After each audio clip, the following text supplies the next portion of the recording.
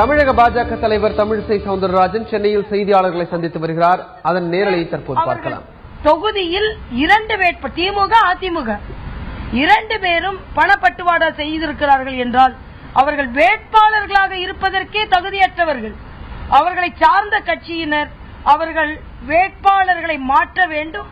தேர்தல் ஆணையமும் அதற்கு நடவடிக்கை எடுக்க வேண்டும். ஆக தேர்தலை ஒத்திவைப்போம், ஆனால் பரப்புரையை அனுமதிப்போம். தேர்தலை ஒத்திவைப்போம், ஆனால் அதே தவறு செய்த அதே வேட்பாளர்களை நாங்கள் வேட்பாளராக இருப்பதற்கு அனுமதிப்போம். தேர்தல் மற்றவர்களுக்கெல்லாம் 19ஆம் தேதி வாக்குப்பதிவு எண்ணிக்கை 19ஆம் தேதி எண்ணிக்கை வந்த பின்பு இவர்கள் வரை பரப்புரை செய்யலாம். இவையெல்லாம் என்ன நடைமுறை என்றே தெரியவில்லை. அதனால் தலைமை தேர்தல் அதிகாரி அவர்கள் அரவக்குறிச்சியை இன்னும் அதிகமாக அலசி ஆராய வேண்டும்.